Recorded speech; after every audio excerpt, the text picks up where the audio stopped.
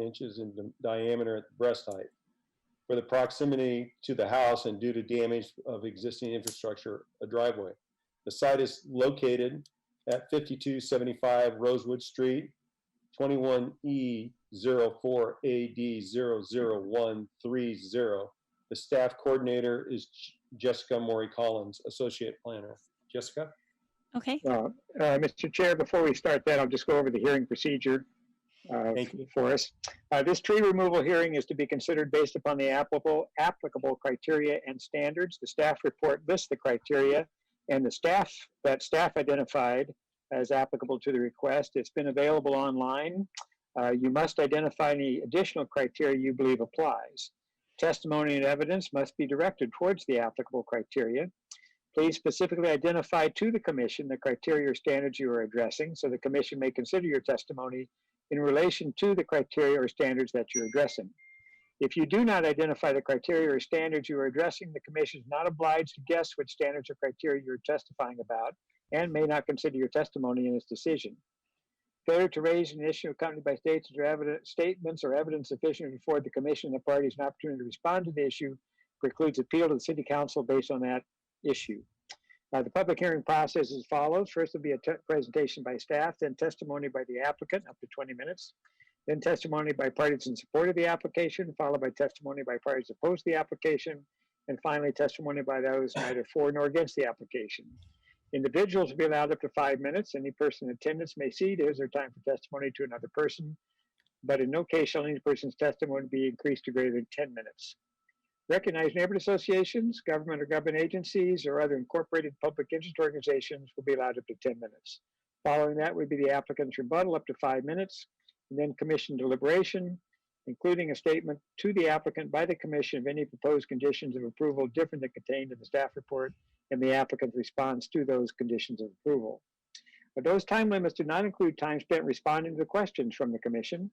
Testimony by attorneys, representatives, and witnesses on behalf of, or which are part of the presentation by a person, shall be counted within that person's time limit.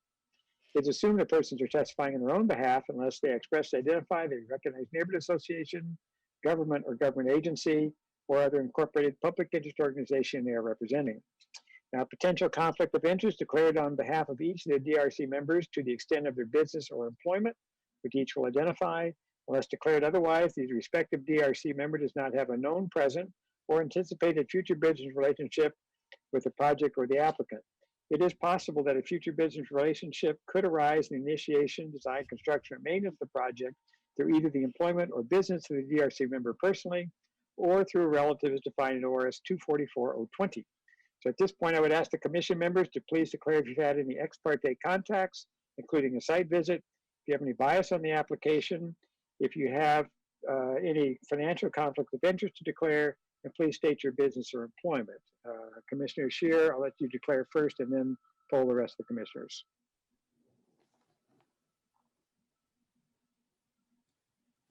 You're muted, Mr. Scheer.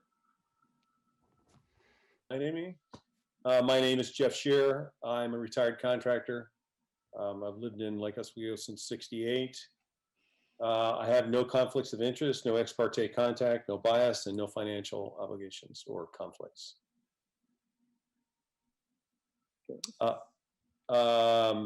Kirk Smith. My name is Kirk Smith. I'm an attorney with the law firm of Buckhalter Aderwin. I have not visited the site. I submitted the information from the city to our conflicts system and determined that there are no conflicts of interest based on the information provided to me. I have no ex parte contacts, no bias, and no additional financial conflicts of interest. Thank you. Mark? My name is Mark Silent. I'm a small business owner. I have no ex parte contacts. I have not made a site visit. I have no bias, and I have no financial conflict. Thank you. Craig? Craig? Sorry about that. My name is Craig Berardi. I'm a financial consultant. I have not visited the site. I have no ex parte contacts, no bias, and no conflicts of interest. Thank you. I think that's everyone. Okay. If there is there any person who wishes to any challenge to commissioner's right to consider the application? Hearing none, and I do want to state for those that are watching online, if you or on Zoom, on what are we on YouTube? If you wish to testify and you've not already contacted the DRC secretary, call Kat Kluge at 503-635-0286 or email her at kkluge, that's kkluge at lakeoswego.city with your name and contact information in order to join the meeting. This is your only announcement, and be aware that YouTube has about a minute delay or so. So if you see something, you need to be in beforehand. So with that, Jessica Morey-Collins with Associate Planner with the staff report. Okay.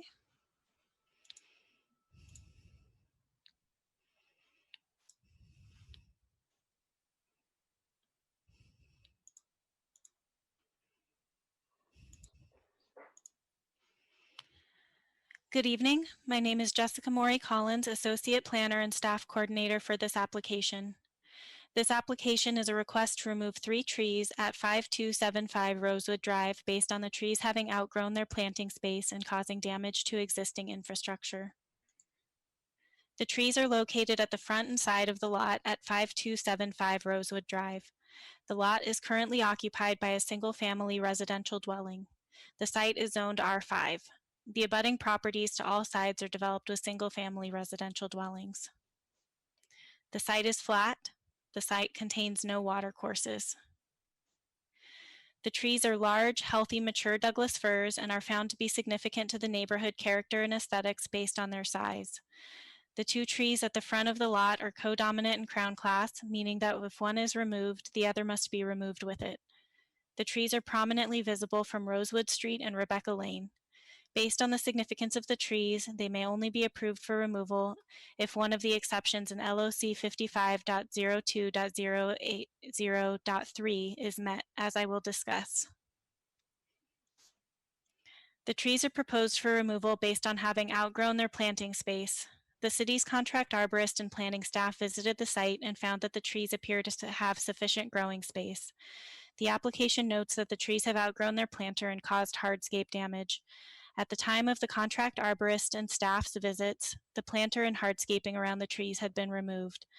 The city's contract arborist observed minor concrete uplift at the adjacent sidewalk, which in her opinion and experience could be repaired without removing the trees. The city's contract arborist observed a crack in the foundation near the rear tree, but it is not clear that the tree is the cause of the crack. It is the applicant's burden of proof to demonstrate that the tree is the cause of the crack or of the sidewalk lifting, and further that maintenance or pruning would not be effective to prevent future damage. Staff finds that the removal involves significant trees and that removal would alter the distinctive features or continuity of the neighborhood skyline. Because the trees are significant, the applicant must demonstrate that the tree is likely to or will continue to cause damage to a permanent, viable existing structure that cannot be remedied through reasonable tree maintenance or pruning. The applicant states that the trees are beginning to damage the driveway and are causing damage to the foundation and driveway. However, no evidence was submitted to substantiate this claim. Exploratory excavation is needed to identify whether tree roots are causing the damage and, if so, whether root pruning is a viable alternative to removal. Based on the significance of the trees, the applicant must demonstrate that no reasonable alternative exists to removal of the subject trees. To date, no alternatives analysis has been submitted with the application. Because the applicant has not demonstrated that the trees are the cause of the damage to the foundation and driveway, nor that alternatives such as root pruning wouldn't remedy the damage without requiring tree removal, staff recommends denial of the application. This concludes my presentation, and I'm now available for questions. Thank you, Jessica. Commissioners, do you have any questions for Jessica? Kurt? Mark? Greg? No. No questions? I have no questions. So now we would hear from the applicant. before the applicant starts, Evan Boone here, since you can't see my clock, I will let you know when you have 1 minute left. I'll just interrupt and you have 20 minutes. So I don't think I'll take that long, but thank you. I'm a little bit nervous to be speaking on this. I happen to be, ironically, a bit of a tree hugger. That's how most of my friends would describe me. So it's definitely not easy for me to request removal of 3 significant trees on my property. I'm sorry, I wasn't sure if I was supposed to provide evidence or if that would be here what I had already sent to Jessica. My screen just froze, I'm sorry. Here we go. In 2017, I made 2 insurance claims as a result of tree limbs falling on my house and onto my fence. The first fall was due to ice and snow that had built up on the tree. I had, in fact, had the tree pruned that year, all 3 of them. So the ice and snow built up, the tree limb fell off of the tree. It cracked the gutter off of my house, quite close to my son's bedroom. It was very scary. And then later that year, a tree limb fell again and cracked the fence. Both of those I had to make claims. I had to pay out of pocket. And I have been saving up actually to have the trees removed since then. I am a single parent. I don't make a lot of money. So this has been coming for years for me. I do not understand either why I am being asked to provide a lot of evidence that the trees are in fact causing damage to my property. I have a neighbor right across the street from me who did not have to provide any evidence and was able to get a Douglas fir tree removed from her property. All she said was it was lifting the deck.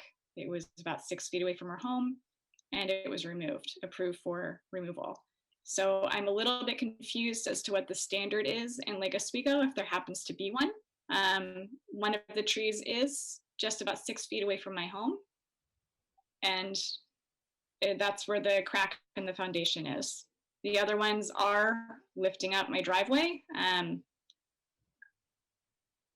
Yeah, I would really love to have that explained a little bit more to me, what the actual standard is in Lake Oswego, because I'm not sure what it is and why I'm being asked to provide even additional evidence on top of what I have. I was advised by one arborist. I had 3 different quotes on these trees. One arborist told me that the tree in the middle is growing mushrooms to the effect that demonstrate that the tree is rotting from the inside out. And if that tree is removed, the sister tree next to it also has to be removed. So that's what I have. Thank you. And I can't tell if my screen is frozen or not, I'm sorry. Gentlemen, do you have any questions? Okay, maybe it would be best, Jessica 1 or Jessica 2, if you could quickly run Reagan through what a type 2 tree permit is and what it consists of. So I can take that on. Actually, this is Jessica New-Montaloo. I'm the planning manager. So for a type 2 tree removal, when you're dealing with significant trees, you're required to show why there aren't any reasonable alternatives to its removal. I don't know the circumstances for your neighbor that was across the street. However, if we were able to substantiate on site that the tree was in fact lifting the deck and causing damage, and that was obvious, then there would be no more, it would not be necessary to submit additional evidence. It's a little tricky with foundation cracks, because foundations can crack for a number of reasons. They can crack because of settling, they can crack due to water damage. It isn't necessarily always the tree roots. And in fact, a lot of arborists say that trees don't generally cause that type of damage. We've actually had a case before the DRC in the first edition neighborhood where there was a large 12-inch diameter root going underneath the house where they did an excavation, and it was near where there was a crack, but the DRC determined that there wasn't enough evidence to show that the crack was being caused by the tree. So we don't just assume that because a tree is nearby and there's a crack in a foundation that it is what is causing the damage. If you do show that there is damage, as I said before, for a sidewalk or other damage, and it's clear that the roots are causing that visually, if it's a significant tree, you also need to show why there aren't any reasonable alternatives, such as root pruning, which would be could be an acceptable way to prune some of the roots away that might be causing the damage, and maybe installing a root barrier, and then you can prevent further damage. Or substantiating with, say, an arborist report that is not possible, and pruning those roots may be detrimental to the tree, and therefore there's no reasonable alternatives. So those are that's the type of information that we're looking for in terms of evidence as to what is causing damage from the tree, and then alternative analysis, which is usually done with an arborist report. Mm-hmm.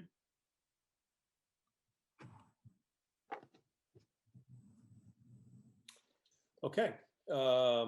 Any other questions? Kat, what we would then do, Reagan, we would move into if there's anybody in the public that wants to testify for or against this measure. Do we have anybody to testify, Kat? We do not have anyone to testify that has signed up. Okay, thank you. I think, Evan, Okay, then.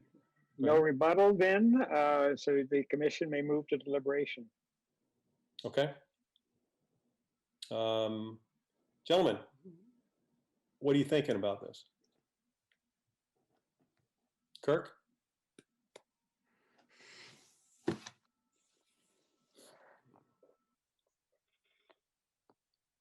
Well, I guess what I was thinking is I reviewed the report, and the city's arborist said that they were significant trees, and there was pretty good significant analysis of the significance of the trees to the Rosewood street in the neighborhood.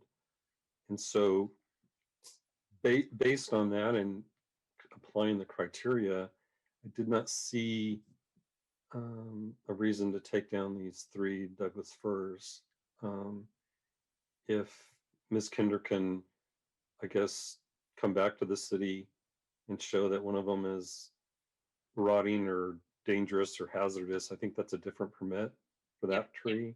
Correct. So from my perspective, I agree with the city to deny the application based on the evidence that was submitted in applying the criteria.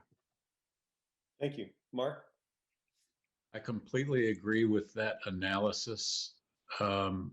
Without other evidence presented to argue for why the trees have to be removed, then the code is quite clear, and I would be in favor of supporting the proposal of the city.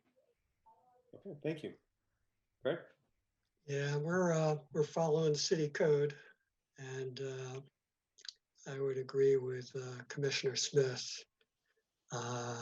If the applicant could come back and show there's an issue with one or more than one of the trees, then we can review it again, but I would have to agree with the city on this.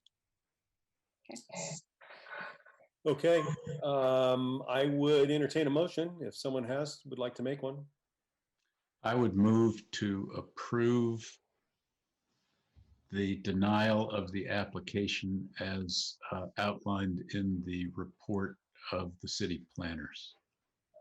Okay. For AP 2007. Is there a second? I'll second that. Thank you. Kat, do you want to take the roll? Or you want me to? Shear. What'd you say? Jeff Shear. Oh, I thought you said here. I'm sorry. Yes. Berardi. Yes. Smith. Yes. Stylen. Yes. Is that everybody, Kat? Yes, 4-0. Oh, Okay, 4-0. These is a tentative decision by the commission and written findings to be brought back to the commission at its next meeting on Monday, November 16. And Jessica, is that at 7 o'clock? That is, we do have 2 other items that evening. okay. Our next order of business, Reagan, thank you. Our next order of business is schedule review and management update. Jessica? Yeah, as I stated, we do have 2 other items, November 16th. They are tree appeals, both of them. Like as I said before, earlier in the evening before we started, we did have another tree appeal that was going to happen in December, but that one has been withdrawn. The only other item that I have on the schedule so far is for December 7th, and that is a development review application, so not a tree appeal. And that is for an apartment complex across from the library here downtown. And that is all I have on the schedule so far. However, I do want to let you know that we do have a meeting scheduled the week of Christmas, on the Monday, the week of Christmas. And we might have an item scheduled for that evening. So if you're not able to attend, or if you're going to be out of town or you're not available, let us know, because we haven't scheduled that yet. But there is a good possibility we might have a hearing that night as well. Would that be a good idea to have Kat send out a little email and ask everybody, poll everybody if they're going to be available on that day? Yeah, that would be a good idea. Kat, would you mind doing that? Not a problem. That's the second meeting in December. Okay. Well, it's always a pleasure to see everybody, but I don't think we have any other business. So we are adjourned. Good night. Good night. Good night. See y'all. Night all.